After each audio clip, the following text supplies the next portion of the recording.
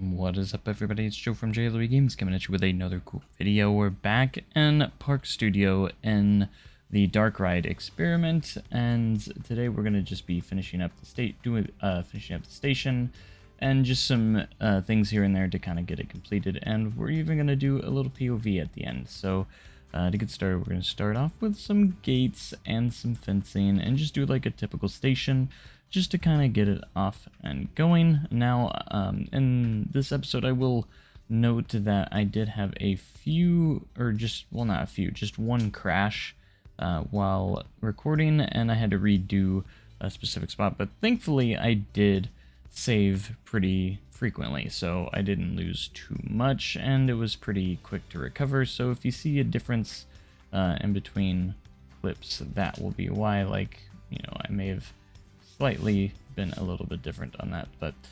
yeah, I'm just trying to find some fencing here that would kind of go well with this. Again, the sizing, being able to resize scenery pieces in this game is a huge game changer, because you can really get creative with all those things. So I was thinking about decorating up this wall a little bit, but decided ultimately not to, just because it would be kind of more of a backstage area, and it would be pretty blank in real life as well. Only the stuff that is in guest view would really be decorated anyways, and we don't want to go too in detail since this is alpha builds, and we don't want to go overly crazy with these projects at the moment until we get closer to release, or at least until the full version of the game is completed. So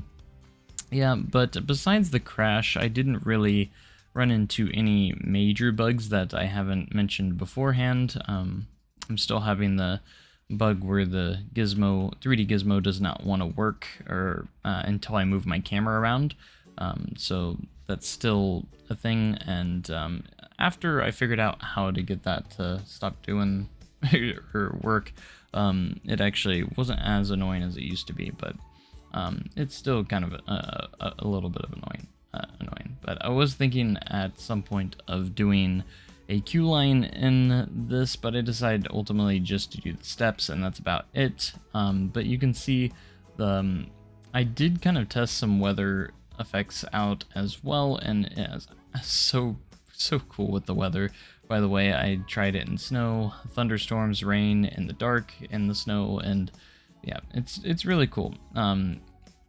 Now I think there could be some few tweaks here and there with the weather, because it seems like even if you do enclose a building, that walls even on the inside are like do end up getting soaked anyways. At least they get the texture, the reflective texture, you know, when it does start raining and things get wet, which is awesome.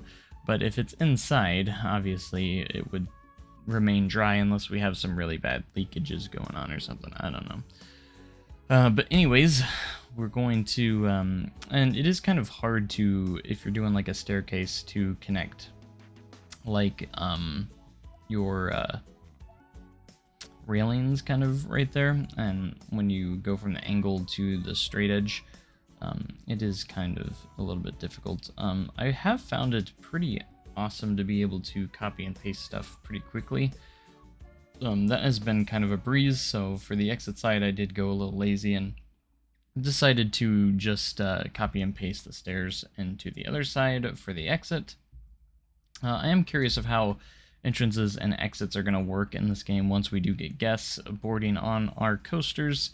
Will there be like how that system will turn out and everything, and then I just kind of go back and just kind of smooth out the track just a little bit more, because there was a couple spots that I kind of wanted to touch up to begin with, and then I do add a little bit of foliage in the end as well.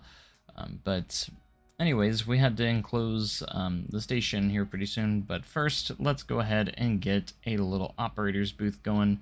I hope that we potentially get some like ride operator panels pretty soon. That's one thing that I feel like should be in here pretty soon. I mean, we have like these little stools and stuff, which I love, But I do think we need to get like some panels, because right now I'm just putting in like a desk and a monitor to kind of get by as a operator's booth. But it works for right now. But I'm sure at some point we'll get some like panels to put in our booths and everything like that, and I don't know, maybe even operators to run them as well, which would be cool. So I'm very curious of how all that will unfold. I mean, I love how you can really place the entry gates and customize those the way you want. I hope we get a few more different options for entry gates and not just the same ones. I mean, the ones in game right now are actually really, really good, and I really do love them. But I think it'd be nice to have just a little bit more variety, just with a couple more options. And of course, I know there's going to be a lot more coming and a lot more objects coming to the game, since we are just in the alpha build right now. So there's a lot coming into the game soon. So anyways, going into the booth, I kept it pretty simple, and then I just kind of wanted to have some stone walls here that also had some windows so you can look outside. I don't think it's really hard to make a station look good without any sort of windows or looking out or anything. Anyways, I mean, this station isn't anything special, but this is about, I did all this, and this is about where I think I'd saved, and everything in the next few moments isn't going to matter, because I do end up having the game crash, and I don't know if it'll help the developer all that much, but like, it does tend to crash when I mess a little bit with the lighting, like the lights in game, so I don't know if that has a contributing factor, maybe something, but once I go back in and mess with them, it seems to be just fine. So I don't know if maybe there's a particular light that causes it, like a light object. I haven't narrowed that down or really paid attention too much, but you'll see here shortly that the game just kind of blacks out, and then I kind of did my best off screen to kind of mimic what I did on screen here. So you might see a slight change in design, not by much, but just a slight change in design when we switch over to the next clip here. And this is where the game crashed, right here, when I messed with the lantern, and you can see that's when we get back in here.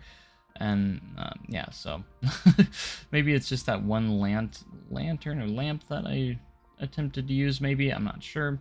But you can see all the standing water in the inside the building, which I think looks amazing, by the way. But again, if it's buildings enclosed, I don't think there should be that much standing water. But that's just a thing. But anyways, we have to complete this little booth here, and I just have to say the textures look so good when it's raining and everything is wet, though. Like, just look at that. It looks incredible.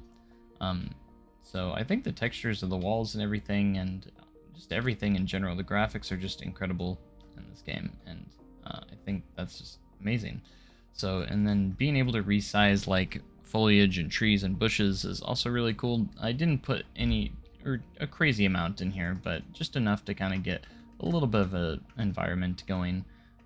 So anyways, we're almost ready for a POV, so you guys can, you know, I'm sure a lot of people would want to see that, and I think this will be the first POV that I release in this game, so it's pretty awesome.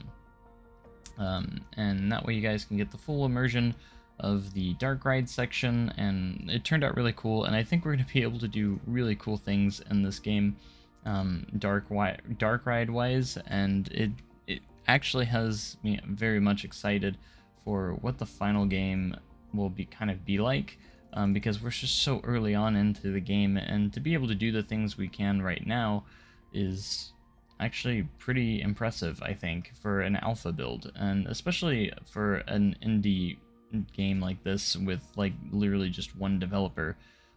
You know, with, you know, it's not like a huge team of people or anything. It's very impressive what he's been able to do in just this, like, just in the Unreal Engine 5, which is just incredible. And I find myself really liking, at first when I messed with the pathing system for the first time, I'm not sure if I liked it at first, but it's really grown on me as well now, because I actually think it's actually a very clever way to use the pathing system, and you can actually go with the terrain pretty well, I think, and it doesn't really have any collision issues, so that's another cool thing. So I just decided to put like a little exit with the perimeter fences and some lighting, and then that's about it. And then we'll head into a POV here. So thank you guys so much for watching. Make sure comment, like, and subscribe, and make sure yeah, you enjoy the POVs. So more of the game to come. I might wait until the next update for the next video, but we'll see. It just depends. So alright guys, thanks, goodbye.